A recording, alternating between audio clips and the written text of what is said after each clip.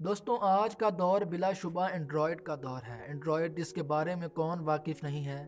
Android ایک mobile operating system ہے جسے گوگل نے ہی انوینٹ کیا ہے۔ اس کا زیادہ استعمال ٹچ سکرینز والے موبائلز میں ہوتا ہے۔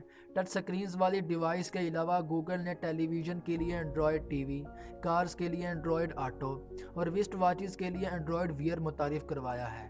اینڈرائڈ ٹیکنالوجی کی انیشل ریلیز 23 سپتمبر 2008 کو ہوئی تھی، جبکہ اس کی نیو ریلیز 4 اپریل 2017 کو ہوئی۔ دوستوں اینڈرائڈ کے بڑھتے ہوئے کیسز کی وجہ سے آئے دن نئے سے نئے اینڈرائڈ ایپس بھی متعارف کروائی جا رہی ہیں، جن کی تعداد لاکھوں میں ہوتی جا رہی ہے۔ ان میں سے کچھ ایپس انسٹنٹ میسیجنگ کے طور پر بھی یوز ہو رہی ہیں۔ اگر ہم دنیا کی بڑی میسیجنگ ایپس کی بات کریں تو ان میں واٹس ایپ کو کبھی نظر انداز نہیں کیا جا سکتا۔ یہ اس وقت دنیا کی سب سے زیادہ موبائل اپلیکیشن ہے جسے دنیا بھر میں استعمال کیا جا رہا ہے۔ تو دوستوں آج ہم واٹس ایپ کے بارے میں بات کریں گے اور میں امید کرتا ہوں کہ یہ سب باتیں آپ کے لیے معلوماتی ثابت ہوں گی۔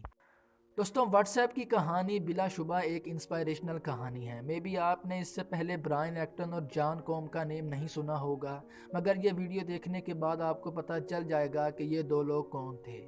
آج کل ہر دوسرے اور تیسرے انسان کے پاس اور کچھ ہو نہ ہو اینڈرائڈ فون لازمی ہوگا۔ اسی طرح موبائل میں کوئی اور ایپ ہو نہ ہو مگر واٹس ایپ لازمی ہوتی ہے۔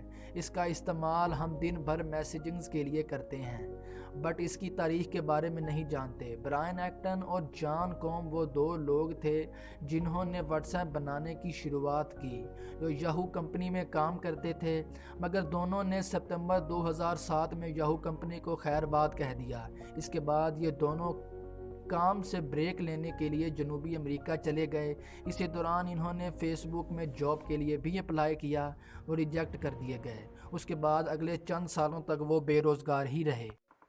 دوستوں انہیں اپنی $4 لاکھ کی سیونگ جو کہ یاہو کمپنی سے حاصل کی تھی اسی پر گزارا کرنا پڑا۔ اسی دوران انہوں نے ٹویٹر پر بھی جاب کے لیے اپلائی کیا، بٹ وہاں سے بھی ریجیکٹ کر دیے گئے۔ یہ وقت ان دونوں کے لیے مایوسی کا تھا، بٹ پھر بھی انہوں نے اپنی قابلیت پر شک نہیں کیا اور ہمت نہیں ہاری اور خود کی کمپنی بنانے کا فیصلہ کیا۔ یہ جنوری 2009 کی بات ہے جب کوم نے ایک نیو آئی فون خریدا تو ان دونوں کو اس بات کا احساس ہوا کہ ایپ سٹور بہت جلد ایپس کی اپنی ایک انڈسٹری بنائے گا۔ ان دونوں نے آپس میں مل کر دنیا کی سب سے بڑی میسیجنگ ایپ بنانے کا فیصلہ کیا اور بالآخر انہوں نے یہ ایپ مل کر بنا ڈالی۔ ان دونوں نے اس کا نیم واٹس ایپ رکھا جو کہ انگلش لفظ واٹس اپ کی سینس دیتا ہے، اور یوں ان کی محنت کی وجہ سے یہ ایپ دنیا کی سب سے بڑی انسٹنٹ میسیجنگ ایپ بن گئی اور اس کی گروتھ اگلے 7 سال تک فیس بک سے بھی زیادہ رہی۔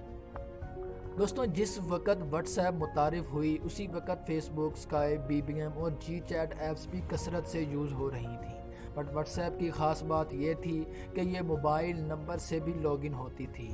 ان دونوں کی زبردست سکسیس کو سراہتے ہوئے ان کے کچھ پرانوں ساتھیوں نے بھی انہیں جوائن کرنے کا فیصلہ کیا اور پھر بعد میں انہوں نے پیسوں کی انویسٹمنٹس بھی کی۔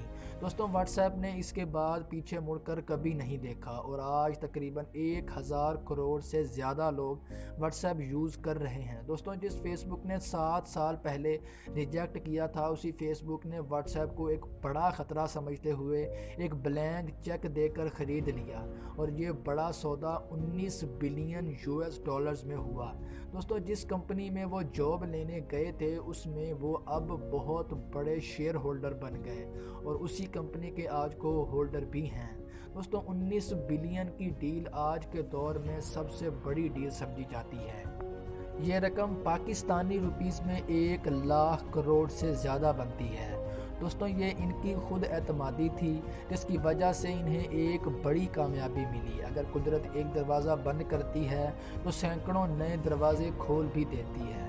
دوستوں یہ کہانی سنانے کا مقصد یہی ہے کہ آپ ہار نہ مانیں اور خود پر یقین رکھتے ہوئے خود اعتمادی کے ساتھ چلیں۔ دوستو ساتھ میں یہ بھی کہنا چاہوں گا کہ سوشل میڈیا حد سے زیادہ اور ضرورت سے زیادہ استعمال نہ کریں۔